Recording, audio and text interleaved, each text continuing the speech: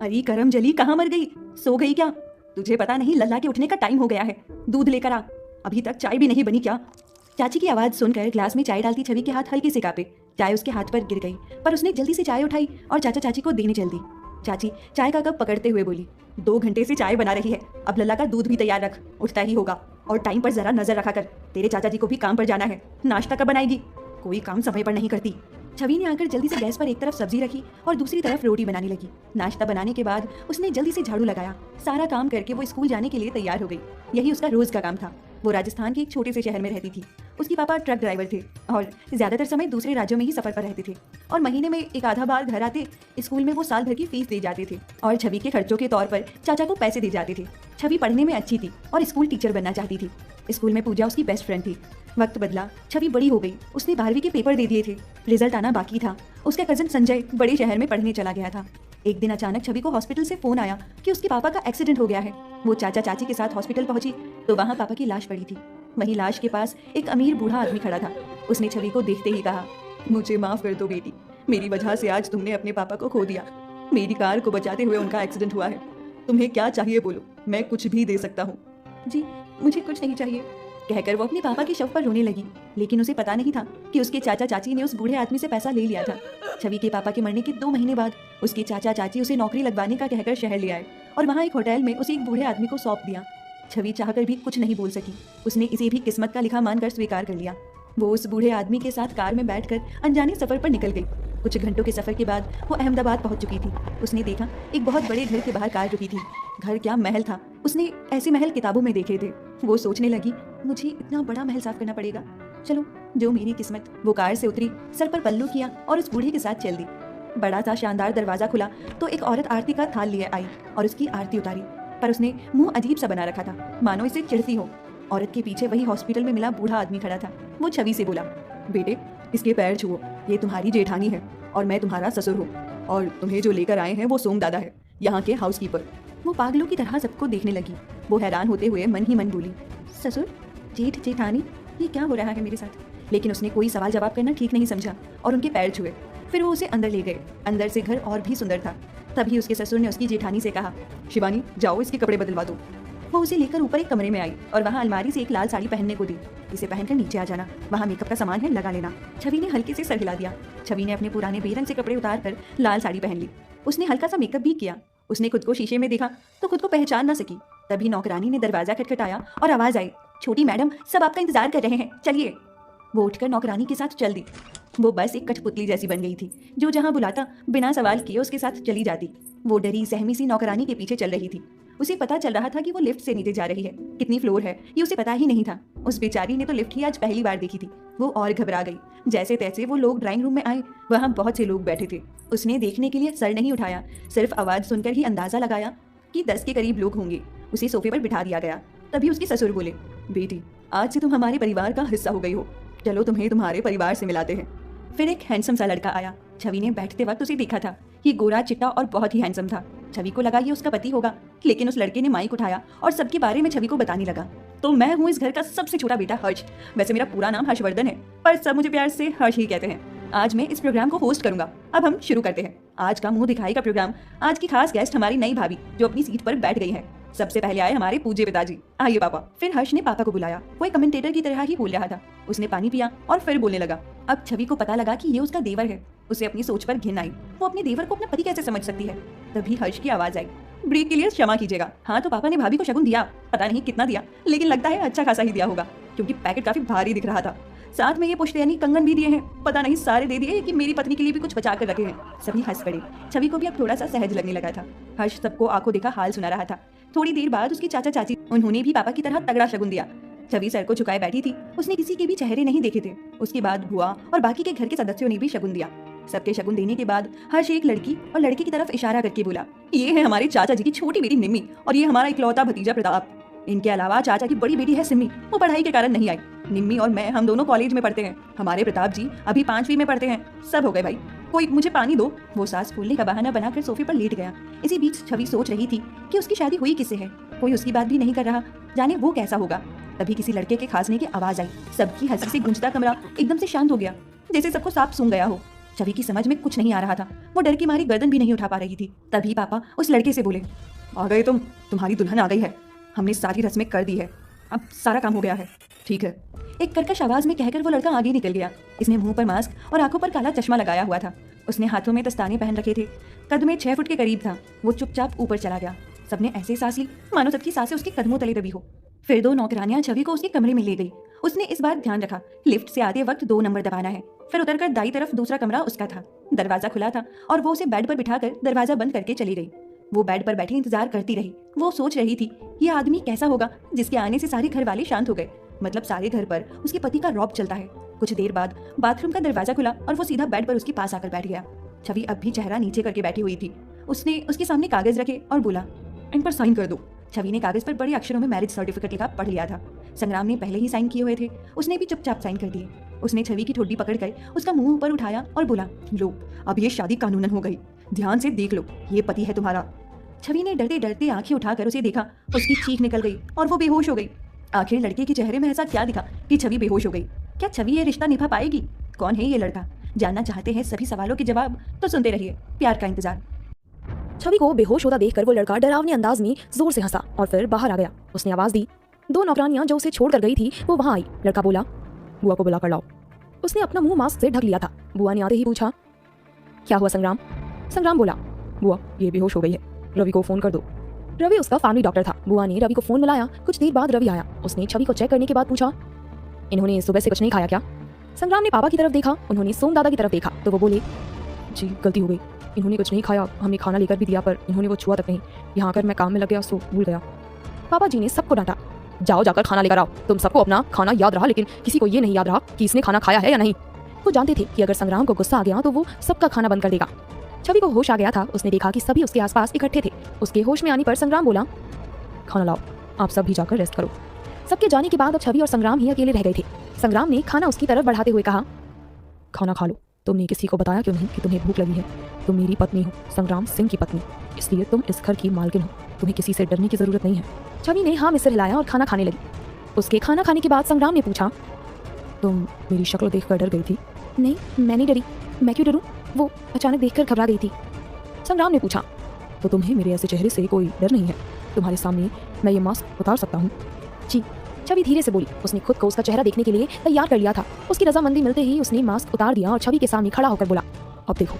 छवि ने हिम्मत करके उसकी तरफ देखा। संग्राम का आधा चेहरा बिल्कुल जला हुआ था। वो एक तरफ से बिल्कुल ठीक लगता था जबकि दूसरी तरफ से बहुत ही डरावना। चेहरा जलने की वजह से खुरदरा हो गया था और एक आंख भी निकल गई थी। तब संग्राम बोला, कभी मैं भी हर्ष की तरह सुंदर था। एक रात मैंने बहुत पी रखी थी, होश नहीं था। मेरे कमरे में आग लग गई थी। जब तक मुझे कोई बचा था तब तक मैं काफ़ी जल गया था। मेरे दोनों बाहें और हाथ पूरी तरह जल गए थे। कई दिन हॉस्पिटल में रहने के बाद होश आया। जब मैंने खुद को पहली बार देखा तो तुम्हारी तरह चिल्लाया था। धीरे धीरे आदत हो गई। पहले मैं बाहर नहीं जाता था पर कंपनी संभालनी थी तो अब मुंह ढककर चला जाता हूँ। उसने अपनी सारी कहानी सुना दी। छवि उसके चेहरे को हाथ लगाकर देखने लगी। दूर रहो, मुझे छूने की कोशिश ना करना, कभी नहीं, कहकर वो उठा। उसने बर्तनों को पैर मार दिया। सारे इधर उधर बिखर गए। फिर वो बोला, सो जाओ। वो वहां से चला गया। छवि को समझ ही नहीं आया कि ये सब क्या हुआ। वो तो छूकर उसे बताना चाहती थी कि उसे कोई फर्क नहीं पड़ता, लेकिन उसने ऐसा क्यों किया? फिर उसने खुद को ही समझाया, इस तरह खुद को बदसूरत देखकर हर किसी की मानसिक हालत बिगड़ सकती है। इसने जाने कैसे खुद को संभाला होगा। ठीक है, मैं उसे कह दूंगी कि मुझे पहले ही बता दे कि उसे क्या क्या पसंद नहीं है। मैं वो नहीं करूंगी, उसके दुख को और नहीं बढ़ाऊंगी। अगले दिन वो सुबह उठकर नहाकर तैयार हो गई। उसने अपना कल वाला सूट ही पहन लिया था, पर वो नौकरानियां उसके लिए कपड़े ले आई और कमरे की अलमारी कपड़ों से भर दी। बीबी जी, हम आपकी सेवा में ही रहेंगे, कुछ भी चाहिए हमें बताइएगा। छवि ने पूछा, अच्छा तुम्हारा नाम क्या है? मैं चंबा और ये है कला। अच्छा, तुम्हें पता है क्या कि ये इनका पसंदीदा रंग कौन सा है? चंबा बोली, नहीं बीबी जी, बड़े साहब के बारे में हमें कुछ नहीं पता, हम नहीं आई हैं। आप बुआ जी से पूछिएगा, उन्हें सब पता होगा। छवि सोचने लगी कि शायद अब इन्हें रंगों से प्यार ही ना हो। इतनी बेरंग जिंदगी में कोई रंगों को पसंद कैसे कर सकता है? मैं उनसे पूछूंगी भी नहीं, कहीं वो ये ना समझ लें कि मैं उनका मजाक उड़ा रही हूँ। नहीं, मैं ऐसा कुछ नहीं करूंगी जिससे उन्हें गुस्सा आए। अब अगर शादी हो ही गई है तो मैं पूरे मन से निभाऊंगी।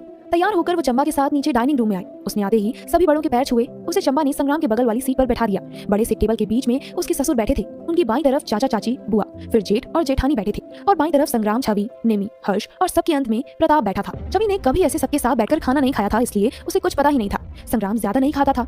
उसने एक ब्रेड और दूध का ग्लास लिया। बाकियों के लिए पराठे और दही थे। एक दो सब्जियां भी थी, पर छवि भी ये सब खाने की शौकीन नहीं थी। उसने थोड़े से दही के साथ एक पराठा ले लिया। निमी उसकी प्लेट में आलू की सब्जी रखते हुए बोली, भाभी ये खाकर देखो। उसे देखकर हर्ष ने भी उसकी प्लेट में भिंडी की सब्जी रख दी। छवि की प्लेट भर गई थी। उसकी चुन्नी भारी थी और उसे सिर पर चुन्नी लेने की आदत नहीं थी, तो उसे खाना खाना मुश्किल हो रहा था। उसका चम्मच नीचे गिर गया और सब्जी के कुछ छींटे संग्राम के हाथ पर गिर गए। संग्राम उसी वक्त खड़ा हुआ और छवि के मुंह पर खींचकर थप्पड़ मारते हुए बोला, जाओ पहले टेबल मैनर्स सीख कर आओ। कहकर वो ऊपर अपने कमरे में चला गया। सारी प्लेट उछलकर छवि पर गिर गई। वो घबरा कर उठ खड़ी हुई। उसके तो आंसू निकलने वाले थे, पर उसने खुद पर काबू रखा। उसने सबसे कहा, क्षमा कीजिए, मैं चलती हूँ। कहकर वो भी अपने कमरे में चली गई। नीचे पापा, बड़े भैया हर्ष और निमी को तो संग्राम का बिहेवियर बुरा लगा, पर चाचा चाची, बुआ और बड़ी भाभी ये देखकर खुश हो रहे थे। छवि कमरे के अंदर आकर बहुत रोई। उसे अपने घर में भी चाची से रोज ही ताने सुनने को मिलते थे, पर वो कभी रोई नहीं थी। पर आज उसे बहुत बुरा लग रहा था, जाने क्यों वो फूट फूट कर रोई। फिर उसने अपने कपड़े बदले और चुन्नी को टिकाए रखने की प्रैक्टिस करने लगी। उसने तय किया कि वो कोई गलती नहीं करेगी। वो शीशे में अपने चेहरे पर छपे संग्राम के हाथ के निशान को देखकर देखती ही रही। उसे आज अपनी बेस्ट फ्रेंड पूजा की याद आ रही थी। वो अक्सर कहा करती थी, छवि तू शादी से पहले इतना काम करती है, अपनी चाची के इतने जुल्म सहती है, देखना शादी के बाद तुम बहुत खुश रहोगी। तुम्हारा पति, तुम्हारे ससुराल वाले तुम्हें बहुत प्यार करेंगे। तू अपने घर में राज करेगी। तूने अपने जीवन में अब तक कठिनाइयां ही देखी हैं, देखना शादी के बाद बहारें ही बहारें होंगी। ये बात याद आते ही उसकी आंखों से आंसू बहने निकले। उसने खुद को हिम्मत दी, तू चिंता न कर, तू अपने पति और परिवार को खुश कर, तेरे जीवन में बहारें आ जाएंगी। तू मेहनत कर और बहारों का इंतजार कर। उसने अपनी आदत के अनुसार इस बात पर शायरी बनाकर खुद को ही सुनाया। उसने अपनी डायरी निकाली, उस पर बाकी शायरी के साथ ये शायरी भी लिख दी। उसे शायरी का शौक था। जब भी खुश होती या दुखी होती वो शायरी लिखती थी। उसका मन अब कुछ हल्का हो गया। उसने अपनी अलमारी में से हल्की चुन्नी वाले सूट एक तरफ रख लिए और सोचा कि अब इन्हें ही पहना करेगी। डिनर के वक्त वो नीचे आई तो डाइनिंग रूम में बहुत कम लोग थे। चाचा चाची और निमी नहीं थे और संग्राम भी नहीं था। तो वो वहाँ पहुंची तो संग्राम की जगह बुआ बैठी थी और ये उनके बगल में बैठ गई। हर्ष और प्रताप उसके साथ बैठे थे। सामने बड़े भैया और भाभी बैठे थे। पापा अपनी जगह पर ही बैठे थे। सब खाना खाने लगे। छवि की संग्राम के बारे में पूछने की हिम्मत नहीं हुई। उसने पूछा, निमी और चाचा चाची नहीं आए? बुआ ने बताया, नहीं बेटा, वो लोग दूसरे शहर में रहते हैं, तुम्हें मिलने आए थे, आज दोपहर चले गए। तभी हर्ष बोला, भाभी चिंता ना करें, आपका दिल उनको मिलने को करे तो मुझे बता दीजिएगा, मैं मिला लाऊंगा। सिमी भी कह रही थी आपसे मिलने को। बुआ बोली, हाँ वो लोग इन्हें अपने घर बुलाएंगे तो ये संग्राम के साथ जाएगी, तू अपनी पढ़ाई पर ध्यान दे। फिर सभी खाना खाने लगे। पर अब माहौल सुबह के माहौल से बहुत ही खुशनुमा था। छवि को इस बात का एहसास हुआ कि सभी संग्राम से डरते हैं और बात नहीं करते। जब वो नहीं होता तो सभी हंसते बोलते हैं। वो सारा दिन अपने कमरे में रहती, बस खाना खाने नीचे उतरती थी। ऐसे ही उसके कई दिन बीत गए थे। पहले दिन के बाद संग्राम घर नहीं आया। उसने संग्राम के बारे में ना तो किसी से पूछा, ना किसी ने उसे कुछ बताया। फिर एक दिन ब्रेकफास्ट के बाद वो पापा से बोली, पापा जी मैं सारा दिन बोर हो जाती हूँ, मैं पढ़ना चाहती हूँ, कॉलेज में लगना चाहती हूँ, मेरे 12वीं में मेरे बहुत अच्छे नंबर आए थे, मैं टीचर बनना चाहती हूँ।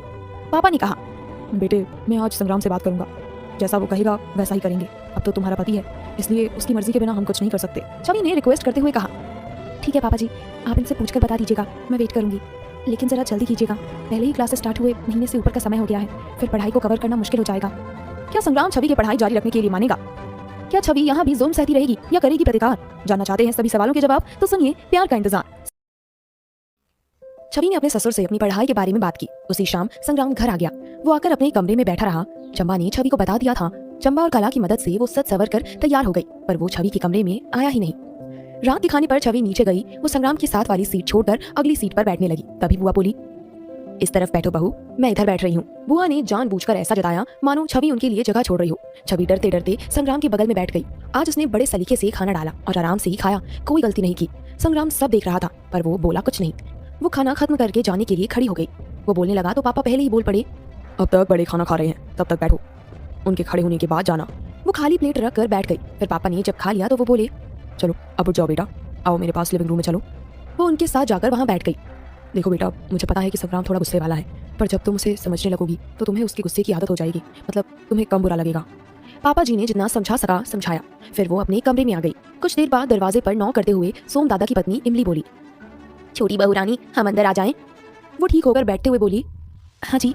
इमली अंदर आ गई। वो बोली, छोटी बहू रानी हम आपसे बात करने आए हैं। वो क्या है ना कि बड़े बेटा जी बचपन से थोड़े कड़क मिजाज के हैं, तो उनकी बातों का बुरा मत मानिएगा, उससे प्यार से मिलो, उससे खुश रखो तो वो भी तुम्हारी बात मानेगा। वो कहते हैं ना कि औरत अपनी खूबसूरती से किसी को भी बस में कर सकती है, तुम भी उससे प्यार जताओ। कहकर वो चली गई। रात करीब 8 बजे संग्राम उसके कमरे में आया। छवि बेड पर बैठी कोई किताब पढ़ रही थी। वो उसे देखकर सीधी हो गई। संग्राम ने उसकी तरफ देखा और उसके पास बेड पर बैठ गया। वो सरकना चाहती थी, पर उसके कमीज का पल्ला संग्राम के नीचे दब गया था, तो वो वहीं बैठी रही। संग्राम का सारा शरीर उसे छू रहा था, लेकिन उसने पहले ही सोच लिया था कि वो इसे नाराज नहीं करेगी। तभी संग्राम बोला, पापा जी कह रहे थे तुम पढ़ना चाहती हो। छवि बोली, जी। संग्राम ने बड़े आराम से पूछा, क्या पढ़ना चाहती हो? वो बोली, जी मैं टीचर बनना चाहती हूँ। संग्राम बोला, हमारे खानदान में किसी बहू ने नौकरी नहीं की और ना मैं चाहूंगा कि तुम करो, इसलिए ये ख्याल मन से निकाल दो। इसके अलावा तुम कुछ हॉबी के लिए करना चाहो तो कर सकती हो, जैसे बड़े भाभी ने कुकिंग और कढ़ाई की क्लासेस ली हैं, तुम भी ऐसा कुछ कर सकती हो। तभी छवि ने डरते डरते पूछा, जी पेंटिंग में ले लूँ? ठीक है ले लेना, लेकिन एक बात सुन लो, मुझे तुम्हारे बारे में कोई शिकायत ना आए। तुम समय से आओ, समय से जाओ। तुम्हारे लिए कार तैयार रहेगी। सोम दादा को कह दूंगा, वो तुम्हारा एडमिशन करा देंगे। संग्राम की बात सुनकर वो खुश हो गई। संग्राम ने उसकी तरफ देखा नहीं, पर उसकी छुअन से उसे पता चल रहा था कि वो खुश है। वो दोनों बहुत करीब थे। संग्राम को उसके बदन से आती खुशबू अच्छी लग रही थी। उसका दिल कर रहा था वो उसे गले लगा ले। वो खुद को रोक भी नहीं पाया और अचानक उसकी तरफ पलटकर उसके होठों पर अपने होठ रख दिए। फिर अचानक से उसने छवि को छोड़ा और टेबल पर रखे ग्लास को हाथ मारकर चला गया। छवि हैरान सी उसे देखती रही। वो सोच रही थी कि ये ऐसा क्यों है। उसे कुछ समझ नहीं आ रहा था। वो जितनी भी कोशिश कर ले वो फिर भी नाराज हो जाता है। अगले दिन वो सोम दादा के साथ कॉलेज गई। संग्राम के कारण उसका आराम से एडमिशन हो गया। सोम दादा उसे क्लास में बैठा कर चले गए। वो काफी मन लगाकर सीखने लगी। अब वो रोज क्लासेस जाती थी। ड्राइवर उसे छोड़ आता था और ड्राइवर ही ले आता था। कुछ दिन बाद उसकी क्लास में एक नया लड़का आया। लड़का बहुत ही हैंडसम था। अपनी जिंदगी में सबसे हैंडसम लड़का हर्ष देखा था, पर ये हर्ष से भी बहुत ही ज्यादा हैंडसम था। सभी लड़कियां उसे देखकर आंखें भर रही थी। इसने एक बार उसकी तरफ देखा, फिर अपना काम करने लगी। क्लास में सर आए तो उन्होंने उसका परिचय सबसे करवाया।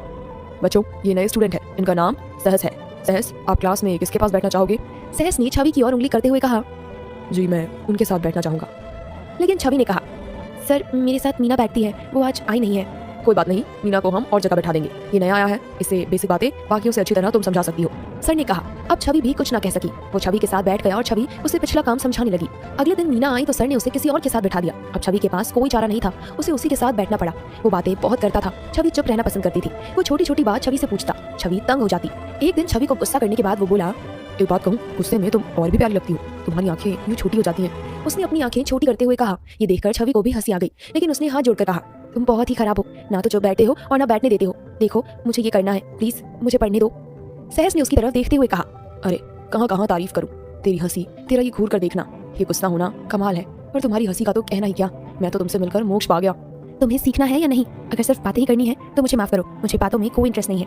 कहकर छवि अपनी पेंटिंग करने लगी। छुट्टी के वक्त वो बाहर आई तो वो भी उसके साथ चलने लगा, पर वो मीना को देखकर आगे मुड़ गया। छवि मीना के साथ चल दी। मीना का घर इनके घर के रास्ते में पड़ता था। उसी समय सहस एक बाइक लेकर आया। उसने उसके पास लाकर बाइक रोक दी। बोला, लिफ्ट चाहिए मैडम, फ्री राइड? जी नहीं, हमारी कार आती है हमें लेने। वो सामने देख रहे हो, ड्राइवर वेट कर रहा है। छवि को जब देख मीना बोल पड़ी। फिर वो उसे वहीं खड़ा छोड़कर कार में बैठ गई। वो घर आकर सीधा अपने कमरे में चली गई। उसने अपनी अधूरी पेंटिंग कमरे में रखी और बनाने लगी। तभी वही जानी पहचानी आवाज आई, कॉलेज में थकी नहीं जो यहाँ आकर भी करने लगी हूँ। छवि एकदम से डर कर उठी और साइड पर रखी चुन्नी उठाकर सर पर ले ली। फिर बोली, वो कल ये सबमिट करनी है। संग्राम बोला, अच्छा तुम्हें देखकर लगता है पढ़ाई में बचपन से ही ऐसी होगी, जिद्दी है ना? छवि उसके चेहरे की तरफ देखती नहीं थी। उसे उसकी आंखों से डर लगता था। वो बोली, बचपन से अब तक कभी इतना खाली समय मिला ही नहीं। मैं कुछ दिन के लिए बिजनेस ट्रिप पर जा रहा हूँ, अपना ख्याल रखना। कहकर उसने छवि की तरफ देखा। छवि भी उसकी तरफ ही देख रही थी। उसे अपनी तरफ ऐसे देखते हुए देखकर संग्राम बोला, तुम्हें मुझसे डर नहीं लगता? छवि बोली, नहीं, आप मेरे पति हैं, मैं आपसे क्यों डरूं? संग्राम ने एक टक उसकी तरफ देखा और बोला, क्या तुम मेरी पेंटिंग भी बना दोगी? छवि ने बिना सोचे कहा, जी जरूर बनाऊंगी। संग्राम उसके करीब आया और उसे गले लगा लिया। फिर उसके माथे पर किस किया और चला गया। उस दिन के बाद संग्राम घर नहीं आया। वो कॉलेज आती, अपना काम करती और वापस आ जाती। सहस उसे पहले की ही तरह बातों में उलझाता रहता, पर वो उसकी तरफ ज्यादा ध्यान न देती। पेंटिंग कॉलेज में एक दिन सर ने कहा, आज तुम लोगों के लिए अलग चैलेंज है। तुम्हें अपनी मन चाहे आदमी का स्केच बनाना है। कैसे करना है ये तुम लोग खुद देखना। सहस तो खुश हो गया। सहस ने कहा, तुम मेरा स्केच बनाओगी? मेरे भी दिल को तसल्ली हो जाएगी। छवि ने अकड़ कर कहा, आपकी जानकारी के लिए आपको बता दूं कि कोई है जो मेरा सब कुछ है, मैं उसका स्केच बनाऊंगी। हाय, दिल ही तोड़ दिया। उसने सीने पर हाथ रखकर हंसते हुए कहा। सभी लड़कियां हंस दी। सब उसके पास आ गई। मैं बनाऊं? ये देखकर सहस ने छवि को चिढ़ाते हुए कहा, देखा हम कोई यूं ही नहीं है, हर कोई दीवाना है अपना। फिर उन लड़कियों से बोला, ठीक है मैं मॉडल बनता हूँ, तुम सभी मेरा स्केच बनाओ। उसके बाद कुछ लड़के और कुछ लड़कियां उसके सामने बोर्ड वगैरह रखकर बैठ गई। सहस बैठकर छवि को ही देख रहा था, पर छवि अपनी पेंटिंग बनाने में मस्त थी। उसने आंखें बंद की तो उसे संग्राम नजर आया। उसने उसका स्केच बनाना शुरू कर दिया। वो बार बार आंखें बंद करती और उसकी तस्वीर बनाती जाती। अंत में उसने देखा तो उसने हूबहू संग्राम की तस्वीर बना दी थी, पर उसने उसका साइड पोज ही बनाया था। उसने तस्वीर ऐसी बनाई थी मानो सच में वो दोनों आमने सामने खड़े हों और एक दूसरे की तरफ देख रहे हों। दूसरी तरफ सब अपनी अपनी पेंटिंग बनाकर दिखा रहे थे। किसी का भी स्केच इतना अच्छा नहीं था। सहस बैठा बैठा थक गया था। वो उठा और छवि के पास आया। सभी उसके पीछे आ गए। छवि ने अपनी तस्वीर पर पर्दा डाल दिया था। उसने वो पर्दा हटाया तो वो हैरान रह गया कि इसने इतनी अच्छी स्केच बनाई है। लड़कियां भी उसके पीछे खड़ी देख रही थी। तभी एक लड़की बोली, अरे ये तो सहस की फोटो है। तुम उस वक्त तो बड़े नखरे मार रही थी, अब तुमने भी इसकी तस्वीर बना दी, आधी अपनी भी इसके साथ लगा दी, पर ये इतना काला तो नहीं है। सहस अभी भी उस तस्वीर को ध्यान से देख रहा था। उसने छवि की तरफ देखा। तभी छवि बोली, तुम्हें ये किस एंगल से सहस लग रहा है? ये सहस नहीं है, पर मेरा सब कुछ है। कहकर उसने स्केच को ढक दिया। सहस भी हंसकर बोला, तुम इसकी पेंटिंग देखने लगे? अपनी भी बनाई हुई दिखाओ, मेरा स्केच किसने कैसा बनाया है? सब अपने अपने स्केच लाकर दिखाने लगी। सहस एक एक करके स्केच देखता रहा, पर किसी का भी उसे पसंद नहीं आया। तभी उसने छवि से कहा, छवि क्या तुम मेरा भी स्केच बना दोगी? देखो दोस्ती में इतना तो कर ही सकती हो ना। ये सबने तो पता नहीं किस किस की शक्ल बना दी। सबकी बनाई, बस मेरी जैसी एक भी नहीं बनाई। मुझे तुम्हारी बनाई सबसे अच्छी लगी, बना दो प्लीज, मैं अपने घर पर लगाऊंगा। तब छवि बोली, एक शर्त पर बनाऊंगी, तुम मेरा पीछा करना छोड़ दोगे, बोलो मंजूर? सहस बोला, ये कैसी शर्त हुई भला? तुम खूबसूरत हो, मैं तुम्हारी खूबसूरती की कदर करता हूँ, तो क्या ये बुरी बात है? छवि बोली, मैं तुम्हें एक बात बताना चाहती हूँ कि जिसकी मैंने तस्वीर बनाई है, मैंने बताया ना कि वो मेरा सब कुछ है। इसका मतलब नहीं समझते तुम? इसका मतलब है वो मेरा प्यार, मेरी जिंदगी सब कुछ है। अब भी कुछ कहना है? तब सहस बेशर्मी से बोला, तो इसमें क्या है, तुम किसी को भी सब कुछ मानो, मैंने कब तुम्हें इस बात से रोका है? लेकिन मैं तुम्हें अपना सब कुछ मानता हूँ, मेरा प्यार, मेरी जिंदगी, सब कुछ। क्या सहस को हो गया है छवि से प्यार? क्या छवि संग्राम को भूलकर सहस को एक्सेप्ट करेगी? जानना चाहते हैं सभी सवालों के जवाब? तो सुनिए प्यार का इंतजार। सहस के प्यार का इजहार करने के बाद छवि गुस्से में बोली, तुम ऐसे नहीं मानोगे तो सच कहूँ, ये मेरे पति हैं और मैं अपने पति को कभी धोखा नहीं दूंगी। सहस मुंह बनाकर बोला, लगता है तुम्हारे माँ बाप ने इससे पैसे लिए होंगे, पैसे वापस नहीं कर सकते थे, इसलिए उन्होंने तुम्हें बेच दिया, या यूं कहूँ कि शादी का सौदा किया, नहीं तो इस जैसे से कौन शादी करता? छवि ने गुस्से से कहा, तुम मेरे पति के बारे में ऐसा नहीं बोल सकते, वो जैसे भी हैं मेरे पति हैं, तुम्हें कोई हक नहीं है तुम उनके बारे में कुछ भी बोलो। सहस बोला, देखो, कोई किसी को भी पसंद कर सकता है, किसी को भी प्यार कर सकता है, इस पर किसी का जोर नहीं है। मैं नहीं कहता कि तुम मुझसे मत चाहो, पर तुम भी मुझे सच कहने से नहीं रोक सकती। मैंने तो स्केच बनाने को ही कहा है, तुम तो फालतू की बातें लेकर बैठ गई। अच्छा, यही बहुत है कि तुम समझते हो, चलो ठीक है, मैं तुम्हारा स्केच बना दूंगी, कहकर उसने बैग उठाया और चली गई। वो मन ही मन संग्राम के बारे में सोच रही थी कि आज वो आएंगे, मुझे जाकर तैयारी करनी चाहिए। सहस उसे जाते हुए देख रहा था, वो वहीं खड़ा मुस्कुरा दिया। छवि ने घर आकर संग्राम का स्केच अपने बेड के पीछे लगा दिया, फिर वो खड़ी होकर उस स्केच को देखने लगी। उस ब्लैक एंड व्हाइट थीम वाले कमरे में ये ब्लैक एंड व्हाइट स्केच बहुत अच्छा लग रहा था। उसने स्केच में संग्राम को ध्यान से देखा, क्योंकि उसे लग रहा था कि ये सहस की तस्वीर है। उसी तरह के बाल, उसी तरह का नाक, कहीं उसके दिल में बसी फोटो सहस की तो नहीं, जो अब गलती से स्केच में आ गई। उसने आंखें बंद करके संग्राम के बारे में सोचा तो उसे वो ऐसा ही दिखा जैसा उसने स्केच में बनाया है। फिर उसने सोचा, हो सकता है लड़कियों की बातों के कारण उसे ऐसा लग रहा है। वो स्केच को देखकर सोच रही थी कि आज ये जब आएंगे और स्केच देखेंगे तो कैसा रिएक्ट करेंगे। वो सोचकर मन में खुश हो रही थी। दूसरी तरफ स्टडी में संग्राम ने सोम दादा से पूछा, आपने कितने पैसे दिए थे उसे? सोम दादा बोले, जी बड़े सर ने ही 20 लाख देने को दिए थे, मैंने वो उसे दे दिए थे। तभी पापा ने संग्राम को बताया, 5 लाख उसने एक्सीडेंट के वक्त लिए थे, ये कहकर कि वो हम पर केस नहीं करेंगे। फिर कुछ महीने बाद इसने लड़की की शादी को लेकर पैसे मांगने शुरू कर दिए। मैंने इसके पापा की डेथ के टाइम पर इसे देखा था, मुझे ये अच्छी लगी थी, तो मुझे लगा कि हम इससे तुम्हारी शादी कर देते हैं। उसके लिए उसने 10 लाख मांगे, तो मैंने दे दिए। अब फिर ये और पैसे मांग रही है, ये औरत बहुत ही लालची है। संग्राम ने गुस्से से कहा, आपने मुझे पहले क्यों नहीं बताया? ऐसे लालची लोगों में मुझे क्यों फंसाया? मैं शादी से मना कर देता, ऐसी लड़की से शादी करने से अच्छा तो मैं कुंवारा ही ठीक था। जब पहले ही वो पैसे मांग रहे थे तो आपने उन्हें और पैसे क्यों दिए? पापा बोले, अब क्या करें, चाहे जो भी है, अब वो तुम्हारे रिलेटिव हैं, जो करना है सोच कर करना। मैं देखता हूँ, कहकर वो स्टडी से निकलकर अपने कमरे में चला गया। उसे बहुत गुस्सा आया। वो कुछ देर बैठकर सोचने के बाद छवि के कमरे में चला गया। संग्राम कमरे में आया, उसने देखा छवि बैठी किताब पढ़ रही थी। संग्राम को देखकर वो किताब रखकर खड़ी हो गई। संग्राम आकर बेड पर बैठ गया। उसने अपने पास बेड की तरफ इशारा किया और बोला, यहाँ बैठो। छवि बैठ गई। उसने पूछा, आप कुछ लेंगे? है क्या तुम्हारे पास देने को? आज तुमसे वो लूंगा जिसके लिए तुम यहाँ हो। एक वैश्या दे भी क्या सकती है? वो अपने भद्दे मुंह के साथ इस तरह की बात करते हुए और भी भद्दा लग रहा था। छवि देख रही थी, वो आज एक जानवर सा लग रहा था। उसकी आंखें लाल थी। वो उसे ऐसे देखकर बहुत डर गई और बुरी तरह कांप गई। उसने बेड की चादर को अपनी मुट्ठी में भींच लिया। क्यों? आज पहली बार देखा है तुमने मुझे? तुमने शादी की है तो शादी का मतलब तो तुम्हें पता ही होगा। जब शादी प्यार के कारण हो तो वो लव मैरिज होती है, और जो घर वालों की मर्जी से हो तो वो अरेंज मैरिज होती है। लेकिन तीसरी शादी जैसी हमारी शादी, जिसमें दुल्हन पैसे देकर खरीदी गई, वो दुल्हन नहीं, वो वैश्या ही है जो पैसे लेकर हर रात किसी के साथ सोती है। तो तुमको वैश्या कहा तो हैरान क्यों हुई? 20 लाख देकर खरीदा है तुम्हें, अब पैसे तो वसूल करने ही है। उसने उसके चेहरे पर हल्के से हाथ फेरा और उसके सिर पर ली हुई चुनरी खींचकर दूर फेंक दी। छवि चुपचाप बैठी उसे देख रही थी। वो पत्थर हो गई थी। उसकी आंखों से आंसू झरने की तरह बह जा रहे थे। संग्राम को उसके आंसुओं की कोई परवाह नहीं थी। वो जानवरों की तरह उस पर टूट पड़ा और उसके कपड़े तार तार करके उतार फेंके। वो उसी तरह बैठी रही। वो सारी रात उसके शरीर से खेलता रहा। छवि ने सोचा था कि वो स्केच देखकर खुश होगा, पर इसके उलट ही ये सब हुआ। उसे पता तक नहीं चला कि संग्राम कब वहां से चला गया। अगली सुबह वो बेमन से कॉलेज जाने को तैयार हुई। उसके चेहरे और शरीर पर रात की वहशियत के निशान थे। उसने मेकअप से उन निशानों को ढक लिया। उसने सबके साथ बैठकर नाश्ता किया। संग्राम उसकी बगल में ही बैठा था। हर्ष बोला, भाभी मुझे आज किसी काम से आपके कॉलेज जाना है, इसलिए आप मेरे साथ ही चलिएगा। नहीं, आज मैं खुद जा रहा हूँ इसे छोड़ने, तुम अपना काम करो। संग्राम बोला, लेकिन छवि चुप रही। बुआ और उसकी जेठानी उसे देखे जा रही थी, पर संग्राम के कारण कुछ नहीं बोली। तभी छवि को देखकर संग्राम गुस्से से बोला, अब चलो भी, तुम्हें कॉलेज छोड़कर मुझे काम पर भी जाना है। छवि चुपचाप कार में आकर बैठ गई। छवि के बैठने के बाद ही संग्राम ने कार चला दी। छवि का सिर डैशबोर्ड से टकरा गया। उसने जल्दी से सीट बेल्ट बांधी। वो सारे रास्ते कुछ नहीं बोले। कॉलेज आ गया था। वो उतरने लगी तो संग्राम ने रोका। मेरी बात कान खोलकर सुन लो, हर्ष को अपने जाल में फंसाने की सोचना भी मत। तुम जैसों की दीन ईमान सिर्फ पैसा ही होता है, किसके मिल रहे हैं ये भी नहीं सोचते। उसके सामने भोली बनना, हंस हंस कर बातें करना, तुम्हें क्या लगता है किसी को पता नहीं चलता? वो उसकी बातें सुनकर रोने लगी। वो क्या कहती, कुछ बोले तो क्या बोले, उसे कुछ समझ नहीं आ रहा था। संग्राम ने गुस्से से कहा, ये अच्छा है, रोने लग जाओ ताकि लोग देखें तो समझे कि मैंने ही कुछ किया होगा। मुझे तुम्हारी ये भद्दी शक्ल नहीं देखनी। जाओ, उतर जाओ। वो कार से उतरते ही सीधे वॉशरूम गई। वहाँ वो अपना चेहरा ठीक कर ही रही थी कि वहाँ मीना आ गई। मीना ने उसे छेड़ते हुए कहा, आए हाय, लगता है मियाँ जी ने लिपस्टिक खा ली, इसलिए कार से उतरते ही वॉशरूम आ गई है ना? छवि ने खुद को संभालते हुए पूछा।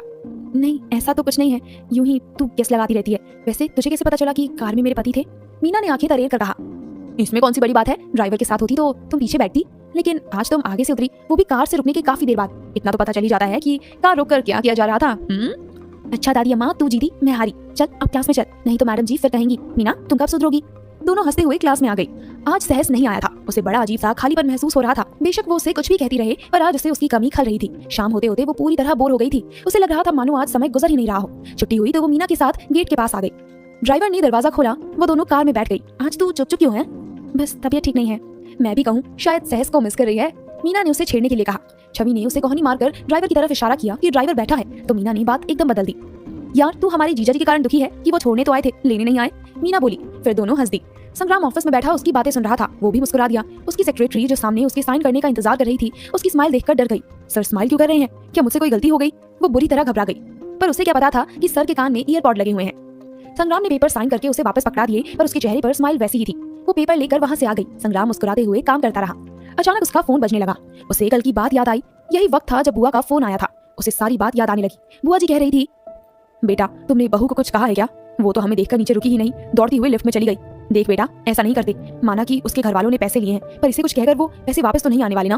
क्या बुआ जी ये आप क्या कह रही हैं? किससे पैसे लिए हैं? बुआ चालाकी से बोली। हाय आग लगे मेरी जुबान को, मुझे क्या पता था कि तुझे पता नहीं है। मैंने सोचा तुझे तेरे पापा ने बता दिया होगा। क्या सोम दादा ने भी नहीं बताया? नहीं बुआ, आप यूं पहेलियां ना बुझाओ, सीधी तरह बताओ क्या बात है। बुआ ने अपना तीर छोड़ा।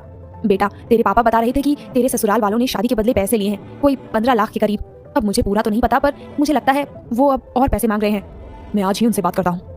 देखना बेटा मेरा नाम मत लेना, वरना तेरे पापा सोचेंगे मैंने चुगली की है। अब तेरी बात है तो तुझे तो पता होनी चाहिए।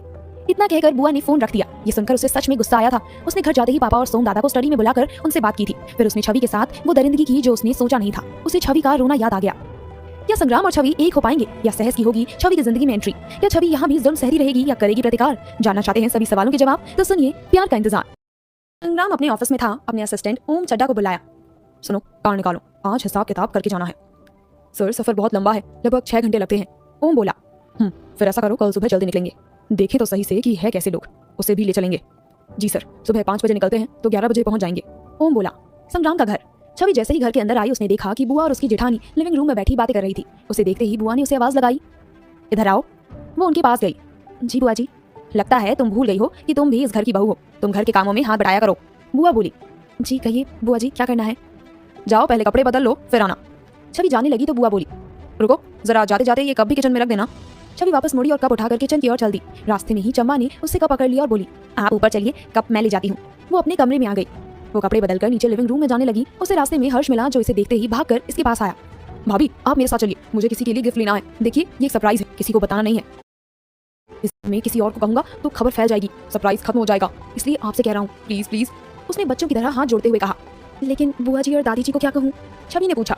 आप कुछ मत कहिए, उन्हें मैं खुद ही बता दूंगा। कहकर वो लिविंग रूम में गया और बोला, बुआ जी मैं छोटी भाभी को अपने साथ ले जा रहा हूँ, मुझे बुक्स लेनी है और इनको भी कुछ पेंटिंग का सामान लेना है, कुछ देर में आते हैं। कहकर वो छवि को लेकर चला गया। बुआ ने उन्हें जाते देख मुंह सा बनाया और उसी वक्त उठकर अपने कमरे में आ गई। उन्होंने संग्राम को फोन लगाया। हेलो बेटा, ज्यादा बिजी तो नहीं है ना मेरा बेटा? मैंने डिस्टर्ब तो नहीं किया? नहीं बुआ जी, बताइए क्या बात है?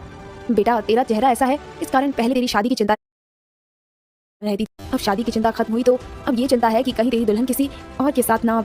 बस बेटा ये सब देखकर मेरा तो कलेजा मुंह को आता है। मुझे तो बस तेरी फिक्र रहती है, लोग तेरा मजाक ना उड़ाए, बस इसलिए फोन किया था। आप कह क्या रहे हैं, साफ साफ कहें। वो भी सोच में डूब गया कि आखिर ऐसा क्या हो गया। वो छोटी बहू हर्ष के साथ बाहर गई है अपनी पेंटिंग का सामान लेने। मैं रोकना चाहती थी, फिर मैंने सोचा कि कहीं तू नाराज ना हो जाए, इसलिए रुका नहीं। अब तू ही बता, जब लोग उन्हें साथ देखेंगे तो क्या समझेंगे? यही ना कि अगर सामान लेना था तो अपने पति के साथ जाती, फिर ये भी कहेंगे कि पति बदसूरत है इसलिए देवर के साथ घूमती है। अरे बेटा ये मैं नहीं कह रही, लोग कहेंगे, मुझे तो बस तेरी फिक्र है। अच्छा मैं फोन रखती हूँ, मेरा पूजा का समय हो गया है। कहकर बुआ ने फोन बंद कर दिया। संग्राम को बहुत गुस्सा आया। उसने अपने घर के नजदीक सभी मॉल और मार्केट की पार्किंग की सीसीटीवी देखी। मॉल की पार्किंग में उसे हर्ष की कार नजर आई। असल में ये सभी मॉल इसके हैं, तो सीसीटीवी का कनेक्शन इसके फोन से ही था। वो उठा और उसी वक्त उस मॉल में पहुंच गया। उसने मुंह पर मास्क और आंखों पर चश्मा डाल लिया, इससे इसका खराब चेहरा छिप जाता था। उसने एक कपड़े की दुकान पर देखा कि हर्ष कोई छवि को लगाकर देख रहा था। फिर उसे शीशे में देखने को कहा, बोला, देखो कितनी प्यारी लग रही है। शॉप में सब उनकी तरफ ही देख रहे थे कि कितनी प्यारी जोड़ी है। तभी संग्राम अंदर आ गया। सभी उसके वेलकम के लिए दौड़े, पर वो सीधा छवि के पास आकर कमर से पकड़ लिया और उस ड्रेस को रखते हुए बोला, ये रंग मुझे अच्छा नहीं लग रहा, कोई और रंग दिखाओ। सेल्स गर्ल्स में भगदड़ मच गई कि पहली बार बॉस किसी लड़की को लेकर आया है। हर्ष उसे देखकर घबरा गया और बोला, वो भाभी ने पेंटिंग का सामान लेना था, वो मैंने सोचा इन्हें अच्छे से तैयार करके आपको सरप्राइज कर दूं, पर आपने मेरा सरप्राइज ही खराब कर दिया। कोई नहीं, अब मैं आ गया, इसे सामान मैं दिला दूंगा, तुम जाओ। ये सुनकर हर्ष चला गया। छवि को महसूस हुआ कि उसकी कमर पर उसके हाथ का कसाव बढ़ रहा है। उसकी हिम्मत नहीं उसकी तरफ देखने की। वो सिर को झुकाए खड़ी हो गई। संग्राम को गुस्सा आ रहा था कि ये लड़की हर्ष के साथ इतना हंस हंस के बात कर रही थी और इसके आते ही ऐसे चुप हो जाती है। उसने उसके कान में कहा, तुम क्या लोगों को ये दिखाना चाहती हो कि मैं तुम्हें तंग कर दूं? अगर नहीं तो खुश दिखो। उसकी बात सुनकर छवि मुस्कुरा दी। सेल्स गर्ल ने कई ड्रेसेस लाकर उसके सामने रख दी। ये वाली ड्रेस ट्राई करके देखो, चलो मैं साथ चलता हूँ। कहकर वो 2-3 ड्रेसेस उठाकर उसे लेकर ट्रायल रूम में चला गया। वो अभी भी मुस्कुरा रही थी। वो उसी के साथ ट्रायल रूम में चला गया। आप प्लीज बाहर चलिए, मैं बदल करती हूँ। मैंने ये ट्रायल रूम इसलिए इतने बड़े बनाए हैं कि 2 जने आराम से आ सकें। संग्राम बोला, देखिए प्लीज, ये अच्छा नहीं लगता। तो जो तुम अपने तेवर के साथ कर रही थी वो अच्छा दिख रहा था। वो थोड़ा गुस्से से बोला और बाहर निकल गया। उसकी बात सुनकर वो हैरान रह गई। ये क्या बात हुई भला? उसके साथ मैं क्या कर रही थी? इनका भी कुछ पता नहीं, कब खुश होते हैं कब नाराज हो गए। अंदर सो गई क्या? संग्राम गुस्से से बोला। उसकी आवाज सुनकर वो जल्दी कपड़े बदलकर बाहर आई। संग्राम ने देखा कि वो बहुत सुंदर लग रही थी। उसने और वो 2-3 ड्रेस को ले लिया, फिर उसे पेंटिंग का सामान लेकर दिया। वो शॉपिंग करके वापस आ गए। संग्राम कार रोकते ही घर के अंदर चला गया और उसने छवि की तरफ मुड़कर भी नहीं देखा।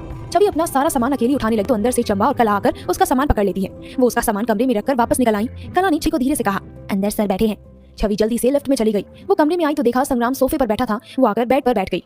क्या हर्ष बहुत हैंडसम है? जी, ये आप क्या कह रहे हैं? वो आपका भाई है तो मेरा भी भाई है। अगर आपको मेरा उससे बात करना नहीं अच्छा लगा तो मैं उन्हें नहीं बुलाऊंगी। बात बुलाने की नहीं है। अगर तुम्हें मार्केट से कुछ लेना है तो तुम मुझे कह सकती थी, चंबा या कला को कह सकती थी, बुआ को भी कह सकती थी, पर तुमने हर्ष को ही क्यों कहा? देखने वाले को क्या लगेगा कि इसका पति बदसूरत है इसलिए अपने देवर के साथ घूमती है। संग्राम बोलते ही जा रहा था।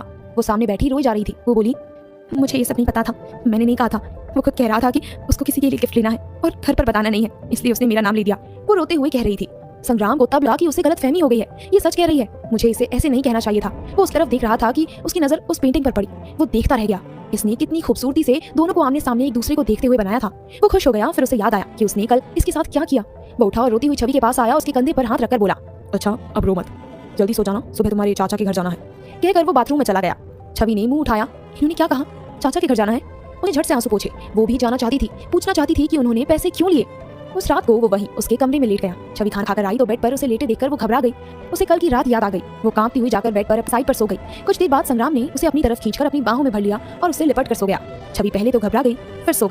अगली सुबह संग्राम उठा और नहा धोकर उसने छवि जगाया और बोला, उठो नहीं तो लेट हो जाएंगे। वो जल्दी से उठी और बाथरूम में भाग गई। ओम 4:30 बजे कार ले आया था। वो लोग नाश्ता करके करीब 5 बजे वहाँ से चल पड़े। कार में संग्राम पीछे उसके साथ बैठता हुआ बोला, सफर बहुत लंबा है, अब सोना चाहती हो तो सो सकती हो। नहीं, मुझे नींद नहीं आ रही, छवि ने उसके डर के मारे कह दिया। लेकिन कुछ ही देर में वो उसके कंधों पर सो रही थी। संग्राम उसे देखकर मुस्कुरा दिया।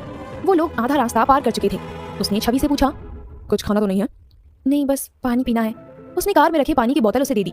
उसके बाद उसने पानी पिया और फिर से सो गई। संग्राम ने उसकी तरफ देखा, फिर धीरे से ओम से कुछ कहा। फिर आगे एक जगह कार रुकी और ओम उतर कर चला गया। छवि ने आंखें खोली तो उसने खुद को संग्राम की बाहों में पाया। अब उसे भी संग्राम की बाहों में सोने की आदत हो गई थी शायद। वो शर्माते हुए धीरे से उससे अलग हुई और बाहर देखते हुए बोली, कार क्यों रोक दी?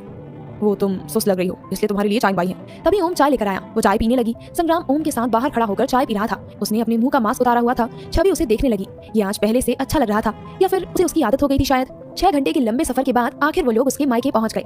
चाहे चाची ने उसे बहुत तंग किया, फिर भी उसका यही मायका था। मम्मी का और पापा का बनाया घर यही था। शहर को दिखते ही उसकी आंखें भर आई। संग्राम ने देख लिया था पर उसे पता नहीं था कि उसे क्या कहना है। वो घर के दरवाजे पहुंचे तो उसने बेल बजाई। उसकी चाची ने दरवाजा खोला। उन्हें पहले ही फोन कर दिया गया था तो वो जानती थी कि उनको आना है। चाची उसे देखते ही उससे लिपट गई और रोने लगी। हाय मेरे जिगर का टुकड़ा, हाय कैसी है तू? फिर आंसू पोंछते हुए उन्हें अंदर बुलाया। उसके चाचा और उनका बेटा भी आ गया था। चाचा भी उन्हें बड़े प्यार और आदर से मिले। संग्राम ने ओम से कहा, ओम, कार में से छवि जो इनके लिए गिफ्ट लाई थी वो निकाल कर ले आओ। कहानी में क्या होगा आगे जानना चाहते हैं तो सुनिए प्यार का इंतजार।